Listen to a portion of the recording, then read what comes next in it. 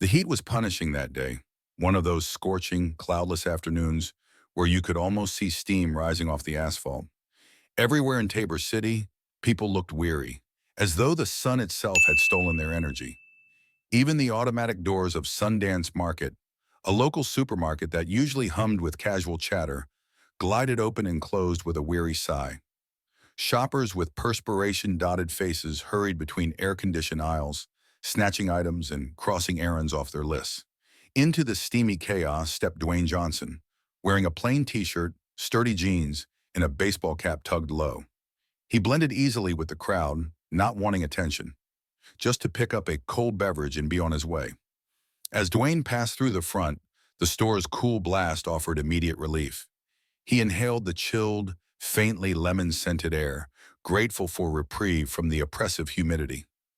People wove in and out around him, clutches of families, single workers on lunch breaks, and elderly patrons taking a slow meander. His objective was straightforward: snag a cold bottle of water from the refrigerators at the back, pay, and leave. Threading between loaded carts, he found the glass-fronted cooler and grabbed a bottle of water, the condensation beating on the plastic like a welcome sign of refreshment. He might have just turned and left if he hadn't heard the sudden outcry. A voice, sharp, unmistakable, cut through the typical hum of grocery scanning and small talk. "Put that back!" it declared, as though belonging to someone who refused to stay silent. Dwayne paused mid-step. All around him, heads swiveled toward the checkouts, drawn by the verbal assault. With a gentle sigh, he shifted his attention. A confrontation had erupted near one of the main exit lanes. There, stationed in an electric wheelchair, was a young black woman, her posture radiating a determined challenge. Her dark hair framed a face set in lines of unwavering resolve. She pointed an accusing finger at a tall, heavily built man in a worn leather jacket, plastered with motorcycle patches. The man stared back, eyes flashing in annoyance. "I saw you hide that bottle of wine," the woman reiterated, her voice unwavering, each word a deliberate refusal to be intimidated. "You took it from the shelf, jammed it under your jacket, and headed straight for the door." The biker let out a derisive laugh, glancing around for onlookers. Customers had indeed halted, some awkwardly trying to pretend they weren't interested, others openly gawking. "You calling me a thief, lady?" he snarled, voice simmering with hostility. Then he added with a sneer that twisted his mouth into an ugly shape, "Who do you think you are, rolling around, playing store detective?" A ripple of discomfort fluttered through the watchers. Malika, the woman in the wheelchair, narrowed her eyes. "I don't care what you think I am. I know what I saw." Standing near them, a tall security guard named Jonas with a store-issued badge and a walkie-talkie approached, brow creased in concern. "What's the problem here?" Jonas asked, glancing from the biker to Malika. "This guy's trying to leave with a stolen bottle of wine," Malika explained, her tone blunt. The biker scoffed, unzipping his jacket to reveal the bottle. But instead of offering an apology, he wore a self-righteous smirk. "I was going to pay," he lied, "until she started running her mouth." Jonas hesitated, torn between respecting the store's policy, no proof, no formal accusation, and the creeping certainty that the man was lying. Nearby customers whispered, exchanging uncertain glances. A few looked at Malika with respect for her bravery. Others fidgeted, not wanting to get involved. Suddenly, the biker pivoted, lowering his voice menacingly while squaring his shoulders at Malika. "You want to talk to me like that? You stuck in that chair, acting like you matter, huh? Maybe I show you some real respect outside." His fingers curled around the neck of the bottle in a way that suggested he might use it as a weapon. The tension around the checkout swelled, intensifying with each heartbeat. Malika stiffened, refusing to give ground. Jonas, alarmed, started to intervene. But before anyone could act, a single hand clamped around the biker's raised arm. The motion was so swift, so unexpected, that the biker froze. No one else in that immediate cluster recognized the imposing man who'd stepped in, but Dwayne Johnson's calm face and powerful build spoke volumes. He stood there, gripping the biker's wrist as though it were nothing but a child's toy. "That's enough," Dwayne said quietly, the quiet steel in his tone freezing everyone in place. A palpable hush descended around the spot where Dwayne Johnson held the biker's wrist immobilized. Even those who'd pretended disinterest now craned their necks, drawn by the sudden confrontation. The biker tried to wrench free, but Dwayne's grip was unyielding, like a clamp that wouldn't budge an inch. Rage spiked in the biker's eyes, his lips peeling back in a snarl, but some deeper instinct told him not to flail blindly. The difference in strength was evident. "Who the hell are you?" he spat, his voice rough, edges tinged with frustration. His gaze darted to Malika, who sat in her wheelchair, eyes narrowed, still brimming with the adrenaline of defiance. Then the biker flicked back to Dwayne, measuring him. Dwayne didn't blink. "The one stopping you from threatening someone who can't stand," he answered, every syllable holding a subdued warning. Malika drew a breath, the tension in her posture easing slightly. She recognized the unstoppable force that had stepped in. Jonas, the security guard, exhaled, silently grateful for someone to neutralize a situation he wasn't fully prepared to handle. The biker attempted one more wrench, but Dwayne simply let go at the right moment, causing the man to stumble. Regaining balance, the biker glowered murderously. "I'd remember your face," he muttered, stepping back. "You'll regret this." Dwayne arched an eyebrow, replying in a calm monotone. "Walk away now if you're smart." The challenge lay thick in the air. A flicker of intense hate flared across the biker's gaze, but the man felt the eyes of bystanders, the presence of Jonas, and the unwavering stance of Dwayne, who looked as though he could dismantle him with a flick of his hand. Swallowing his pride, the biker stormed off, shoving past watchers, letting the stolen bottle of wine clatter to the floor at Malika's feet as he fled. A wave of relief coursed through the onlookers. Malika closed her eyes momentarily, chest heaving from tension. Jonas stooped to pick up the wine, shaking his head. He cast a thankful glance at Dwayne. "Thanks for intervening," he said in a low voice. "Could have gone real bad." Dwayne gave a brief nod, not one to bask in gratitude. He pivoted, meeting Malika's gaze. "You okay?" he asked, voice gentler now that the immediate threat had passed. Malika released a pent-up breath. "Shaken, but yeah, I'm okay." She forced a smile. "Would have been in bigger trouble if you hadn't stepped in, so thanks." Jonas cleared his throat, wanting to reassert some semblance of control. "I should call the cops. That guy's been trouble in this area before, I think."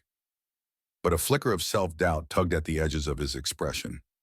Perhaps he realized how out of his depth he'd been. "Might be wise," Dwayne responded with a shrug. "He's not likely to forget this." With that, he moved on to the register, paying for his cold water, leaving Jonas to handle the store's formalities. Malika maneuvered her wheelchair behind him in line, feeling eyes on her from every corner, some relieved, some curious, a few still hesitant. At the exit, Dwayne paused, noticing Malika's attempts to hold her posture steady despite shaky arms. "Seriously, you all right?" he repeated. She nodded, rolling her stiff shoulders. "I am. People like that. They rely on intimidation." I wasn't about to give him the satisfaction. Dwayne's expression showed a ghost of a smile, respect shining in his eyes. "You definitely didn't." He dipped his head in a polite gesture, then stepped out into the punishing sunlight. As he left, Malika watched him, an odd sense of reassurance lingering. She'd recognized him. That had been the Dwayne Johnson, the wrestler and actor known for feats of strength. She doubted the biker realized exactly who he tangled with. However, the man's parting threat sparked an uneasy coil in Malika's stomach. Dwayne had been right. Some people don't let humiliation go easily, and the scorn in the biker's parting glare was etched with malice. Little did they know that this was just the opening act of a confrontation that would escalate under the sweltering summer sun. For in Tabor City, bullies with battered pride often regroup, looking for vengeance. And Malika, the woman in the wheelchair who refused to bow to fear, was now firmly in their crosshairs. Outside Sundance Market, the punishing heat enveloped Dwayne Johnson like a suffocating blanket. He was used to intense physical conditions from years of wrestling and film stunts, but this stagnant humidity felt oppressive. Still, he welcomed the sun's blinding rays over the store's artificially lit tension. Loosening his shoulders, he headed for the far end of the parking lot. He wanted to get in his car, crank the AC, and forget about the surly biker. But fate had other plans. As he reached his vehicle, the slam of a car door made him glance back. A voice rose, sharp and unmistakable, echoing across the asphalt. He spotted Malika rolling her chair near the front row of parked cars. Her posture looked calm, but a certain rigidity betrayed her tension. Blocking her path stood three men, all wearing scuffed leather boots and vests that reeked of a certain renegade style. At their center was the same biker from inside the supermarket, the man who'd threatened Malika before Dwayne intervened. In that moment, Dwayne's eyes narrowed. Heat or not, he wasn't leaving.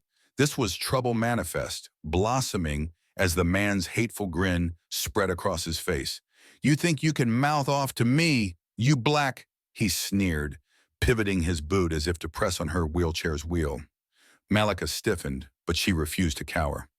"Get out of my way," she demanded, voice taut. Her attempt to maneuver backward was foiled by a second biker stepping behind her, effectively trapping the motor of her electric chair. The first man's grin widened. "Nobody humiliates me and walks away." He raised his foot as if to push into Malika's midsection, a vile demonstration of a powerless victim. But before that boot made contact, a sharp call rang out. "Hey!" All three turned. There stood Dwayne, posture set, water bottle half crumpled in his hand. Even from a distance, the bristling anger in his stance was clear.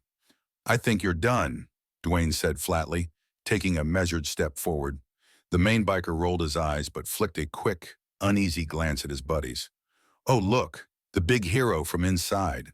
His tone was laced with sarcasm, as though trying to salvage bravado. "I remember you. Thought you left." Dwayne took another step, each footstep sounding heavier, like a distant drumbeat. "Why? So you can corner her outside?" His jaw clenched. "Not happening." One of the flanking bikers, a skinny man with a patchy beard, tried to pipe up, "Yo, man, we're just talking." But his words died under the glare that Dwayne shot him. A glare that silently conveyed, "You sure you want to do this?" Sensing the noose tightening, the main biker bared his teeth in a scornful grin. "She had it coming. She shouldn't have stuck her nose in my business." He angled his stance as though preparing for a fight. "And you should have kept walking." Dwayne's answer was calm, dangerously so. "You messed with the wrong person. Actually, the wrong two people. And I don't walk away when I see a bully." Without further warning, the main biker lunged, apparently hoping to catch Dwayne off guard with a quick jab. But Dwayne sidestepped fluidly, hooking an arm around the man's elbow and redirecting him into the side of a nearby car. Metal rattled as the biker's shoulder smacked the door. The other two reacted instantly, one swinging a chain from a belt loop, the other raising his fists in a boxer's stance. Malika, pinned in place, could only watch as the men advanced. Dwayne responded with almost choreographed precision. The chain wielder whipped the links at Dwayne's torso. Dwayne let it graze, then clamped a massive hand around the chain, yanking it so violently that the biker stumbled face first into the hot pavement. The second attacker tried a swift punch, but Dwayne's reflexes, honed by years in the ring, let him parry the blow. With a swift elbow, he toppled the attacker onto the trunk of another parked car. In seconds, all three bikers lay groaning, either sprawled on burning asphalt or slumped against vehicles. Malika stared in breathless awe, while a hush overtook onlookers who'd gathered near the store's entrance. Dwayne lowered his arms, scanning for any more immediate threats. Satisfied, he turned to Malika. "You all right?" She exhaled, her hands clenching the wheelchair's armrests. "Yeah, damn. Thank you." But even as she uttered the words, sirens screeched in the distance, nearing the lot with rapid whoops. The day's confrontation wasn't just a quick scuffle anymore. The police had arrived. The sirens crescendoed as two squad cars zipped into the Sundance Market parking lot. Their lights flashed a disorienting red and blue, illuminating the sprawled bikers and the watchers who lingered in shock. Dwayne Johnson stood near Malika's wheelchair, his posture cool but adrenaline thrumming through his veins. The blazing sun beat down, and sweat beaded on his temples. Nearby, a few phones pointed his way. Some folks were recording, others snapping pictures. He'd grown accustomed to cameras, but never grew comfortable with the intrusion, especially now, amid such tension. When the police, three officers led by Sergeant Yates, a burly man with a precisely trimmed mustache, piled out of their vehicles, the hush turned to a low murmur. Sergeant Yates scanned the scene. The unconscious or dazed bikers, the battered cars, the silent onlookers. His gaze zeroed in on Dwayne's imposing form. "You mind telling me what happened here?"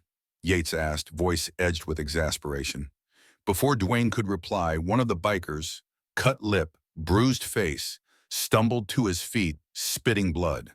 "He jumped us," the man snarled, pointing an accusatory finger. "That jerk's crazy. We were just talking and he attacked." A disbelieving laugh rippled through a few bystanders. One older woman, fanning herself with a grocery flyer, stepped forward. "Officer, that's not what we saw at all. They were ganging up on this lady in the wheelchair, calling her slurs and threatening her. This gentleman," she nodded at Dwayne, "stopped them. Probably saved her from getting hurt." Malika, eyes still locked on the nearest downed biker, echoed the account. "Yeah, they tried to jump me for calling one of them out on stealing. He came out to the lot with two buddies. They pinned my chair, then started threatening me again." She glanced gratefully at Dwayne. "If he hadn't shown up—" Another policeman, brow furrowed, surveyed the battered men. "So these guys just tried to assault her, with him intervening?" A few onlookers nodded. The policeman shrugged at Sergeant Yates, who exhaled, pinching the bridge of his nose. "All right, everyone," Yates declared. "Step back. Let us handle this. We'll need statements." His subordinates advanced, checking the bikers for concealed weapons, cuffing them if they resisted. Yates turned to Dwayne. "You pressing charges?" Dwayne observed the bikers, their glares twisted by pain and humiliation. "Nah," he said after a moment. "They've had enough for one day." Yates nodded slowly. "Understood, but we'd prefer if you gave an official statement, just so we have everything on record." He motioned for a younger officer to take Dwayne's details. The big man complied, reciting his name, address, and a succinct version of events. Meanwhile, Malika did the same, leaning forward in her wheelchair to speak firmly about how the bikers attacked. One biker, the main culprit with fresh bruises from Dwayne's elbow, stared at Malika with a venomous glint. "This isn't over," he hissed under his breath. Malika's jaw tightened, but she refused to be cowed. Dwayne's glance flicked that way, a silent promise that if the men tried anything again, they'd face him once more. Sergeant Yates overheard. "Shut it," he snapped at the biker, "or I'll add intimidation to your list of charges." The man scoffed but let his head droop, not eager to provoke further. Another policeman guided him away toward a squad car, where the humiliating ride to the station awaited. Malika rubbed her brow, tension draining in shaky waves. "I can't believe they tried that in daylight in a public place," she muttered. Dwayne offered a sympathetic shrug. "Bullies with a bruised ego do reckless things." As the bikers were loaded up and driven off, cameras and phones captured the aftermath. Sergeant Yates gave Dwayne a final nod. "We'll be in touch if we need more info." Then the two patrol cars and the handful of onlookers began to disperse. Soon the blazing midday sun dominated again, and traffic resumed its normal bustle in the lot. Malika exhaled, meeting Dwayne's gaze. "Thank you again. Guess I owe you. Twice now." She forced a weary smile. Dwayne, arms folded, responded with a subdued grin. "No debt. Just be safe." He glanced at the scorching horizon. "I don't think they'll let it drop, though." She sighed, rolling her shoulders. "I know.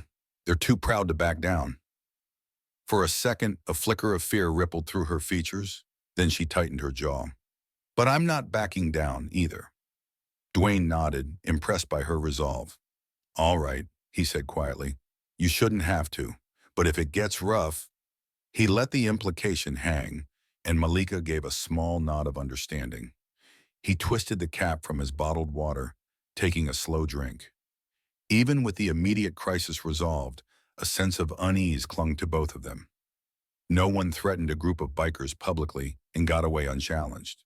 These men would almost certainly want payback. And if Malika, As the late afternoon sun pounded down with unrelenting ferocity, Dwayne Johnson left Sundance Market behind and made his way along the sidewalk, the asphalt shimmering in ripples of heat. His thoughts churned. He knew from experience in sports and show business that publicly humiliating men relying on intimidation for status never ended with a single encounter. They'd regroup, nursing injured pride, and lash out harder. A block away, he spotted a small convenience store and stepped inside, letting the blast of air conditioning wash over him. The store was nearly empty, with a bored teenage clerk flipping through a magazine at the counter. Dwayne selected another cold drink, a big bottle of water to keep him hydrated in this blazing environment, and paid, offering only a polite nod. The clerk recognized him, eyebrows rising, but Dwayne lightly shook his head, signaling he didn't want fuss. Back outside, he scanned his surroundings, ever cautious. Cars glinted in the evening sun, their surfaces too hot to touch. A row of scruffy buildings lined the next block, some shuttered. A few passers-by drifted by, lugging groceries or chatting on phones. No sign of the bikers for now, though that didn't soothe the tension winding in his gut. He reached a modest motel, checked in with minimal small talk, and headed for his room. The place was clean, if unimpressive. A bed, old TV, small fridge. He flicked on the air conditioner, letting the hum fill the silence. After a quick shower to wash off the day's sweat and tension, Dwayne collapsed on the bed, arms folded behind his head. But his mind refused to still, replaying every moment in the supermarket, in the parking lot. The expression on the main biker's face, the raw hatred, the vow of retaliation, kept surfacing. The phone on the nightstand vibrated. He glimpsed the screen, an unknown number, possibly a sponsor or a manager. He considered ignoring it, but an instinct prodded him otherwise. "Hello," he answered, voice cautious. A short silence, then a familiar, uncertain voice. Is this Dwayne? It's Malika." He sat upright, alert. "Malika, everything all right?" He heard her exhale heavily. "Not exactly. I think those bikers or their friends might be lurking outside my apartment." She paused, voice trembling faintly. "My neighbor said she saw two men, real shady, just standing by the parking lot for the past half hour. I'm inside with the door locked, but if my chair fails or if they break in..." Dwayne didn't need her to finish. Already he was pulling on a fresh shirt, adrenaline surging. "I'm coming," he said simply, not leaving room for argument. "Don't let anyone in until I get there." He grabbed his keys, left the motel in a hurry. The scorching pavement outside felt minor compared to the urgency spiking through him. He fired up the old SUV he'd rented for local travel, the engine sputtering before settling into a steady roar. Navigating through Tabor City's evening traffic, he cursed every red light. Shadows were lengthening, the day's heat refusing to dissipate, the horizon tinted with orange and red streaks. In 10 minutes, he arrived at the address Malika had given him, a 3-story brick building near a small, unkempt park. He cut the engine, scanning the apartment's front lot. Nothing jumped out at first, just a few cars, a battered truck, and some random scooters. He stepped out, tension coursing in his veins. Then he spotted them. 2 men standing half-concealed behind a row of hedges near the building's side. Not wearing biker vests, but their posture and demeanor reminiscent of guys spoiling for trouble. Dwayne recognized one from earlier, the wiry sort who'd grabbed a chain. They probably assumed not wearing their cuts would let them slip under the radar, but their presence gave them away. Dwayne approached steadily, each step planted, a quiet determination in his posture. As soon as they realized he was heading their way, one of the men nudged the other. They exchanged a hushed word. Their eyes darted around, as if searching for an escape route. The wiry man stiffened but tried to play it cool. "Looking for something?" Dwayne called, voice a calm rumble, halting a few yards away. The men looked at each other. The wiry man cleared his throat, forcing a mocking smirk. "Just chilling. You must be lost." Dwayne's brow rose. "Hanging out right where you cornered her earlier, huh? That's some coincidence." The other man, heavier set, scowled. We're not doing anything illegal, man. Crossing his arms, Dwayne inclined his head toward the apartment. No, you're just waiting to intimidate a woman who can't outrun you. That ends now. Leave. At Malika's apartment door, Dwayne found it already unlocked from inside. Malika waited in the threshold, her electric wheelchair angled carefully in the modest living room.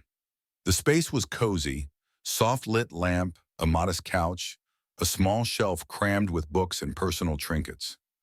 A faint aroma of brewed tea lingered. Despite her calm front, her clenched jaw and tense shoulders revealed just how unsettled she felt. They left? She asked, though she knew the answer from their phone call. Dwayne nodded. For now, I chased them off, but they might come back. Probably will. He stepped inside, shutting and bolting the door behind him. The final click of the lock offered Malika some short-term comfort, but the underlying fear remained. She exhaled, leaning back in her chair. Damn, I was hoping it'd end at the store. But those guys, her expression hardened. They can't stand being embarrassed by a black woman calling them out. Dwayne studied her for a moment. They rely on fear to control people. You strip that from them. Now they want revenge. His tone carried the neutrality of someone who'd seen such cycles before. Better to be realistic about it. A mirthless laugh escaped Malika's lips. Realistic. Right. Means I watch my back constantly? She gestured around the living room, her frustration apparent. I already have enough hassles with daily tasks. Now I gotta worry about random punks shadowing my building. Dwayne's gaze flickered across her setup, a charging station for her wheelchair battery near the wall, the door frames wide enough to accommodate the chair. Everything spoke of self-reliance, of a woman who'd adapted her environment to ensure independence.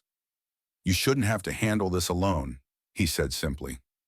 She raised a brow, detecting an offer in his statement. You gonna move in and become my personal bodyguard? A wry grin tugged at the corner of her mouth, but it was forced. His slight smirk matched hers. Not necessarily, but you can't stay unguarded either. Could a friend let you crash for a while? Or family? Malika shook her head. Family's in another state, and I'm not running from these scumbags. This is my home. She drummed her fingers on the armrest. If I let them bully me into leaving, they win, not giving them that satisfaction. A short silence passed. Dwayne recognized her pride, admired it, but also worried it might cause risk. Still, he couldn't push her into relocation. All right, he relented. Then I'll stay the night. Make sure they don't try anything. Tomorrow we can figure a plan. She regarded him with a quizzical expression. I appreciate it, but I barely know you, she admitted softly, though a flicker of gratitude shone in her eyes. I mean, I know who you are, but that's not the same as, trusting some guy who showed up in the store. Dwayne shrugged. I get it, but you see what they're willing to do. I don't want you dealing with that alone. Malika hesitated, then nodded once. Fair enough. Not like I have a bunch of volunteers lining up to stand guard anyway. She gestured to a door off the main hallway. Guest room is a glorified storage closet, but I've got a spare blanket, or you can crash on the couch. Dwayne waved a hand, moving toward the couch. Couch is fine. I'll keep watch from here. If they come back, they'll get a rude awakening. A faint smile touched her lips. Don't break my furniture if you do. Despite the tension, the moment felt oddly normal, like two acquaintances navigating an unexpected living arrangement. Malika showed him where the kitchen was, offered some leftover takeout if he was hungry. He declined politely, mind too preoccupied to think about food. When she disappeared into her bedroom to rest, Dwayne carefully turned off all but one lamp in the living area. He settled on the couch, elbows on his knees, eyes straying to the window that overlooked the parking lot. Outside, the neon glow from a distant street lamp tinted the pavement in a murky, mottled hue. Cars passed occasionally, headlights sweeping across the lot like fleeting ghosts. He reminded himself this wasn't his first brush with vengeful punks. Still, something about Malika's vulnerability spiked his protective instincts. In the ring, facing an opponent was straightforward. A scripted environment, a controlled space. Real life offered no such neat boundaries. If these bikers returned with more men, possibly armed, How would it unfold? At times, he caught glimpses of his reflection in the dark window. A stern face, set jaw, eyes still lit with the day's residual adrenaline. He planned to doze lightly, one ear on the hum of the city outside. It would be a restless night, but if they tried anything, he'd be ready. He'd made an unspoken promise to guard this woman who dared defy bullies. Midnight came and went, the hours stretching in a thick hush broken only by faint traffic hum and occasional muffled footsteps in the hallway. Dwayne Johnson remained vigilant on Malika's couch, arms folded across his broad chest, eyes flicking between the curtained window and the locked front door. His mind replayed the close calls, the threat in the supermarket, the confrontation in the lot, the two watchers he chased off outside her building. The pattern was consistent. These men wouldn't accept defeat easily. Sometime after 2 a.m., he thought he heard a quiet scuff of movement from beyond the door. Tensing, he rose without a sound, creeping to the peephole. The corridor was empty, maybe just an echo of someone upstairs. He took a slow breath, returning to the couch. He doubted they'd barge in while the building was quiet, risking multiple witnesses. Then again, men who thrived on intimidation sometimes aimed for the shock factor. He cast a glance at the hallway leading to Malika's bedroom, pondering how she was faring. She must have been exhausted after a day of conflict. It reminded him of simpler times in the ring. A storyline might have tension, but real life rarely cut the cameras after the final bell. Here, the tension carried on into the wee hours. A faint glow began to outline the window blinds. A sign of dawn nearing. The city's heat never truly receded, but the temperature outside dipped slightly, making the apartment's air conditioning more bearable. With morning so close, Dwayne felt marginally more at ease. If the bikers planned a stealth approach, their best window had passed. At 5:45 a.m., Malika's door opened. She wheeled out, eyes half-lidded with fatigue, but evidently resigned to an early start. She had on a baggy t-shirt and sweatpants, her hair in a loose ponytail. Seeing Dwayne still perched upright, she gave a small sigh. "You never slept, did you?" He shrugged. "I dozed a bit, but kept watch. Couldn't risk it." She rolled her eyes, a smile twitching her lips. "Guess you're as stubborn as me." Maneuvering around a side table, she headed for the kitchen. "Coffee?" "Sure," he replied. She set about brewing, her wheelchair's motor quietly humming as she moved around the counters. Dwayne noted how adeptly she handled everything, from pouring water to measuring grounds. It took skill and careful planning to adapt to a kitchen from a wheelchair, yet she did it with practiced efficiency. Handing him a steaming mug, she asked, "So what's next? You can't just camp on my couch forever." Despite her flippant tone, concern shaded her eyes. He sipped carefully, letting the warmth settle in his chest. "I can stick around for a short time, but you're right. This isn't permanent, and these guys might escalate." He frowned. "We might need to involve the cops more directly." She made a face. "Cops can only do so much. We see them. They show up late, maybe take a statement. The moment they leave, the bikers can come back." He nodded, acknowledging the frustration. "Then is there anyone else you trust? Someone you can stay with, at least temporarily, while I figure out if these punks plan round 2 or 3? Malika paused, eyes drifting. "My cousin's across town, but her place is tiny, and she's got a baby. I hate imposing." Dwayne considered it. "Better than a midnight ambush." He paused. "I'm not telling you how to live, but your safety matters." She exhaled, scrunching her nose.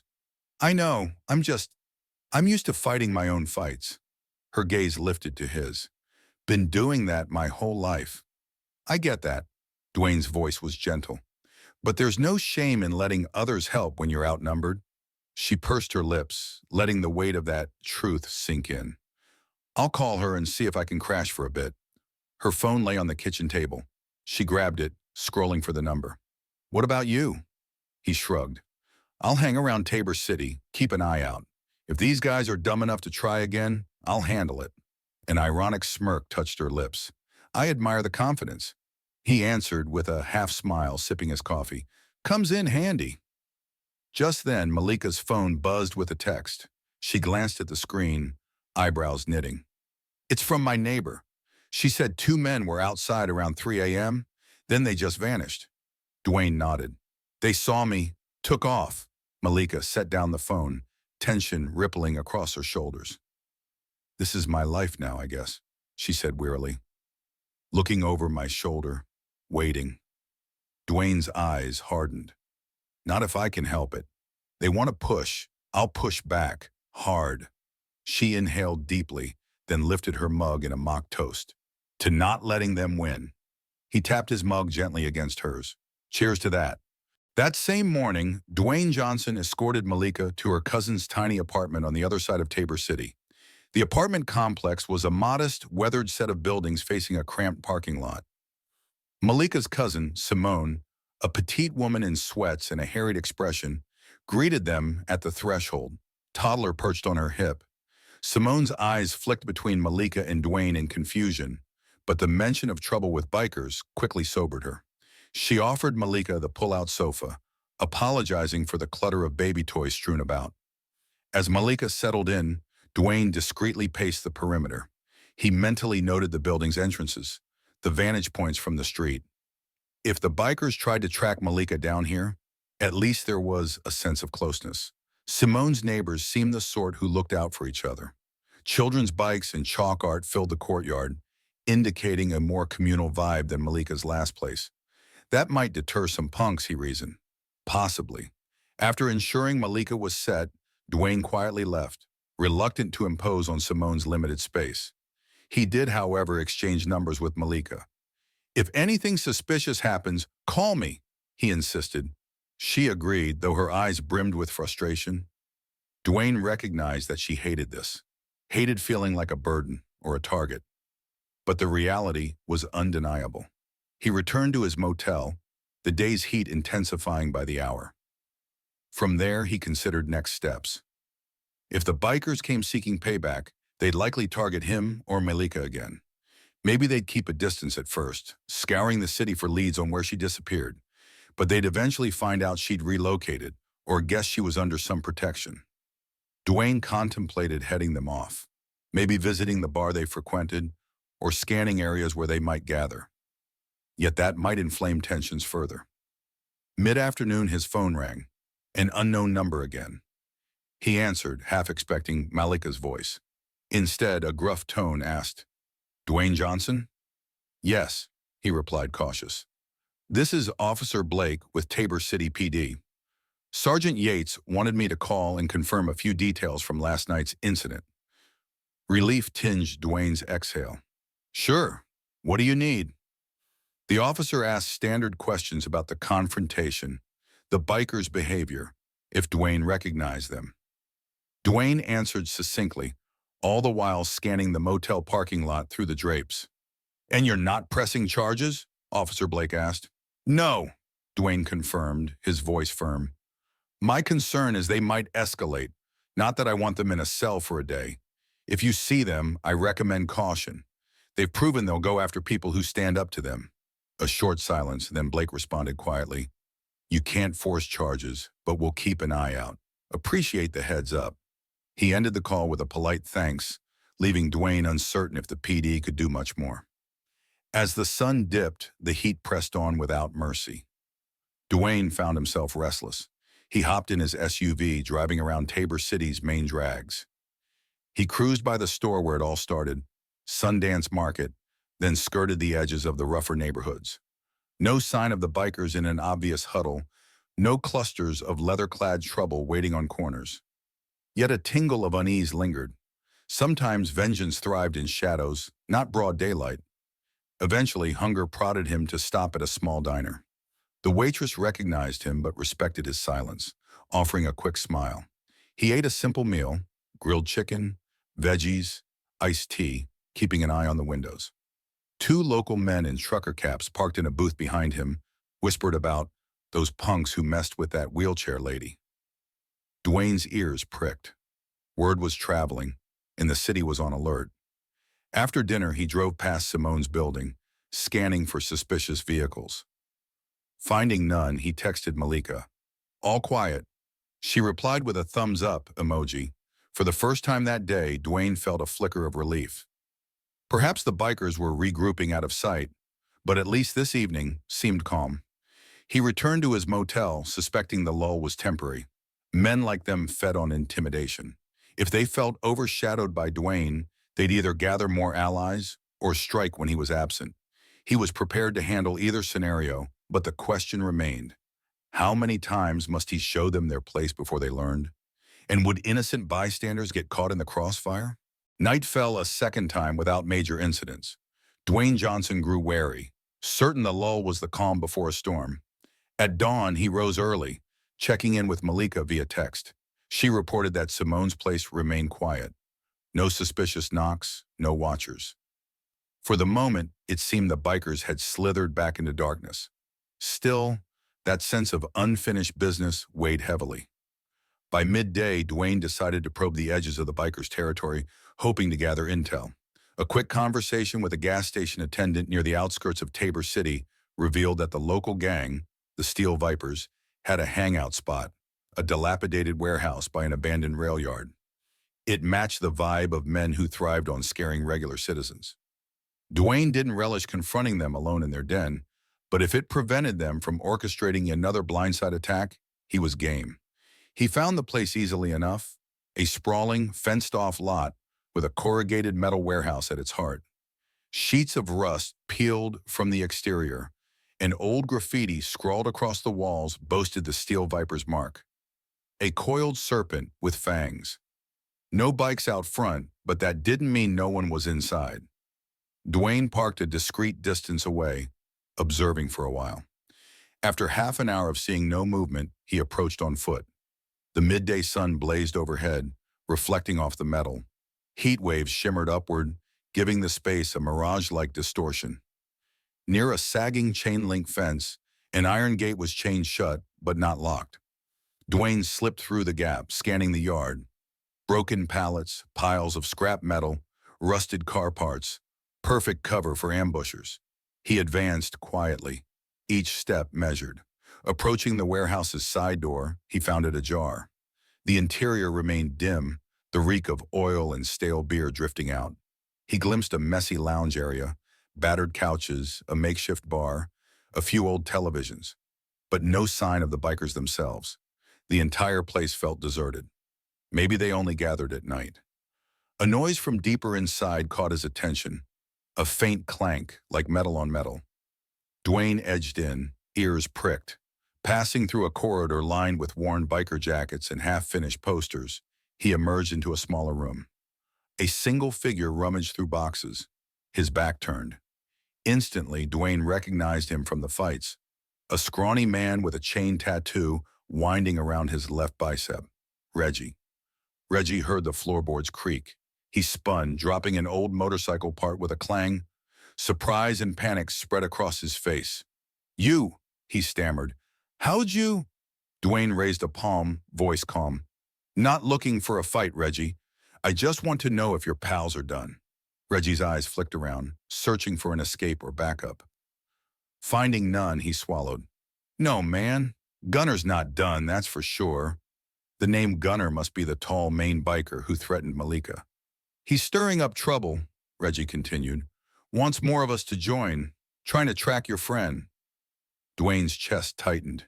"He can't find her. She's moved." Reggie scoffed quietly. "Might not matter. Gunner's gunning for you anyway." He hesitated, almost as if he regretted betraying info, but fear of Dwayne overshadowed loyalty. "They think they'll corner you eventually. Show the city they're not punks to be messed with." Dwayne nodded slowly, an edge of frustration coursing through him. This was the cycle he'd expected. "Thanks for the warning. I'll let them know I'm ready." Reggie snorted, stepping aside as Dwayne brushed by. "You're crazy, man. There's a lot of them." Dwayne paused at the door, turning partially. "I've seen worse. Tell Gunner if he wants me, come direct. Stop harassing innocent bystanders." A resigned flicker crossed Reggie's face. He probably realized Gunner wouldn't heed reason. As Dwayne left, footsteps echoing through the vacant warehouse, he felt the inevitability of a final clash. Gunner wouldn't rest until he salvaged his pride by besting Dwayne in some violent manner. But Dwayne refused to let that conflict circle back onto Malika, Simone, or unsuspecting civilians. If it took a decisive showdown to settle this, He'd be there, unflinching. Late that afternoon, as the sun dipped low over Tabor City, Dwayne Johnson returned to Malika's cousin's apartment with an uneasy sense of conclusion. He texted Malika that he had news. She promptly invited him inside, eager for an update. Stepping through Simone's cluttered living room, he caught glimpses of a toddler napping on the sofa, toys scattered across the floor. Simone nodded a quick greeting, then retreated to give them space to talk. Malika wheeled herself to a small table in the corner, gesturing for Dwayne to pull up a chair. "So?" she asked, voice laced with tension. "What did you find?" He settled down, elbows on his knees, speaking quietly to avoid waking the toddler. "I visited the Steel Viper's main hangout. Found one of them, Reggie. He said Gunner, the tall one who threatened you in the store. He's rallying the others. They want payback." Malika pursed her lips. "Any timeline? Or is he just scheming in a dark corner like a typical movie villain?" A faint grimace crossed Dwayne's face. "Not sure. Reggie hinted they might gather more men from affiliated gangs. Gunner wants a big show of force. They're furious about losing face in public." His gaze dropped briefly. "I hoped seeing them at the warehouse might prompt a confrontation on my terms, but apparently not. They're biding time." Malika exhaled, annoyance flickering. "So basically I can't go back to my place, can't feel safe here, all because one jerk can't stand losing." She let out a shaky laugh, eyes glistening. "And I hate feeling like a hostage." Sympathy rose in Dwayne. "I get it, but you're not alone. We can figure out a final stand. I want them to come for me, not you." Just then, Simone reappeared, quietly carrying a tray with 2 glasses of iced tea. She set them down with a small, polite smile. "Heard a bit," she said softly. "You guys plan on, what, luring those creeps out?" Malika wrapped her fingers on the wheelchair's arm. "That's insane, right? We're not staging an ambush." She glanced at Dwayne. "Or are we?" His shoulders lifted in a measured shrug. "Honestly, letting them choose the battleground is worse. If we let them pick the place and time, they'll catch us off guard or hit you when I'm not around." He paused, choosing words carefully. "But if we can set up a scenario that forces them to come at me directly, somewhere open, away from bystanders, maybe we can end this for good." Simone's eyes widened, tension cracking in her voice.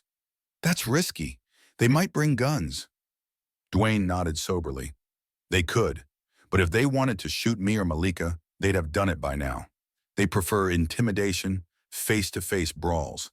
We can use that, plus the fact the local police might respond quickly if it's out in the open." Malika looked uncertain but resolute. "You're basically playing bait." He offered a wry half-smile. "I can handle it. The question is how." They bandied ideas. Meeting them outside the bar from before? Gunner might bring an army. Luring them to an abandoned lot? Possibly too isolated. Malika pressed her lips into a tight line, worried for Dwayne's safety. "I don't want you to risk your life." His stare was steady. "It's my choice. Rather face them head on than let them circle around stabbing at our backs." Simone checked the clock, expression grim. "Tabor City cops do try, but they're understaffed. They might not respond fast enough. Then maybe the community can help," Dwayne suggested. He recounted how some watchers at the store stepped in, or how local folks seemed outraged by the bikers' racist intimidation. "We rally them, let them know we're confronting the Vipers once and for all. Might be enough to deter an all-out assault." Malika's eyes glimmered with cautious hope. "You think we can unify random neighbors and onlookers into effectively scaring off a biker gang?" He inhaled. "People can surprise you, and the Vipers rely on dividing fear. If a big group stands together, the bikers lose that power." Simone bit her lip, nodding. "It's risky, but it might be the best shot." A firm knock on the door startled them all. Malika's posture stiffened, but Simone peeked out the peephole. Relief spread across her face. "It's just Officer Blake," she murmured, unlocking. The policeman stepped in, removing his cap. "Got a tip about suspicious activity near Malika's old place," he explained. "Figured I'd check if she's safe." He surveyed the group, noticing tension in the air. Dwayne stepped forward, arms folded. "We're discussing a plan. The bikers are definitely gearing up for more." Blake nodded gravely. We suspect the same. We'll do patrols, but I'll be honest, if they come in large numbers, we can't guarantee immediate coverage. Tabor City's not big, but we're stretched thin. Malika's shoulders slumped, but Dwayne exchanged a knowing glance with Simone. Maybe it was time to mobilize more than just the police. 3 days later, a tension-laden dusk cloaked Tabor City. Word had quietly circulated among concerned residents that a showdown might happen at an open parking lot near the old train depot. Through a patchwork of phone calls, texts, and chat in local shops, the message spread. The Steel Vipers bikers were planning to converge, and Dwayne Johnson, the man who'd publicly defied them, would be there to face them. Fear coexisted with resolve in the hearts of townsfolk. They'd witnessed Malika's bravery, recognized Dwayne's unwavering stance, and realized the power in collective action. By 7 p.m., the abandoned train depot's broad asphalt clearing was illuminated by flickering streetlights in the last glow of twilight. Near the center of the lot, Dwayne stood, arms crossed, gazing outward. He wore no elaborate gear, just sturdy boots, jeans, and a t-shirt, unarmed but exuding an aura of controlled might. Malika insisted on being present, although safely behind a loose ring of local volunteers. Her cousin Simone hovered close, clutching a phone ready to dial 911 if chaos erupted. Several orchard workers, a store clerk, an auto mechanic, and a handful of others formed a makeshift perimeter. They had baseball bats, hunting rifles, or simply phone cameras. Tension rippled among them, but a sense of unity glowed too. More onlookers lined the edges, curious, anxious. On the far side, 2 police cruisers idled, with Sergeant Yates leaning against his car, arms folded, observing. He'd given no official endorsement of a public confrontation, but he was there to discourage lethal force and to step in if it spiraled out of control. A low rumble of motorcycle engines announced the Steel Viper's approach. Headlights pierced the gathering dusk, forming a line of at least a dozen bikes. At the lead was Gunner, tall, broad-shouldered, with a scowl carved by resentment. His crew flanked him, each face hardened, looking to regain the intimidation they'd lost. They parked in a row, engines thrumming, refusing to dismount immediately, a display of rebellious power. Gunner killed his engine last, stepping off the bike with measured hostility. The hush that swallowed the lot felt suffocating, as though the entire city awaited this moment. He scanned the watchers, lips twisting into a sneer at seeing rifles and determined faces. Then his eyes found Dwayne, standing calmly in the middle. "Look at you," Gunner spat, voice carrying across the still air. "All big and heroic, roping half the town to protect that mouthy chick in the wheelchair." He jabbed a finger in Malika's direction. She remained quiet, chin held high, ignoring his slur. Dwayne shifted his weight onto one foot, posture relaxed but coiled. "They're here because they're sick of your threats," he said evenly. "You want to settle something? Come at me. Leave her alone." A sibilant murmur of support rustled among the crowd. Gunner's men fidgeted, uncertain, noticing how many watchers stood unified. A few brandished weapons, though not pointed yet. This wasn't a helpless populace. It was a mass of neighbors standing their ground. "You humiliated us," Gunner growled. "Made us look weak, me especially. That's not something we let slide." He took a step forward, fists clenched. Some of his men, including the wiry Reggie, and a tall, bearded man named Carter, shifted, ready for a fight. "And how's that working out?" Dwayne asked, voice cutting like a blade. "Every time you tried, you got beaten or forced to run." His calmness felt like an iron gate shutting in their faces. Gunner's anger flared.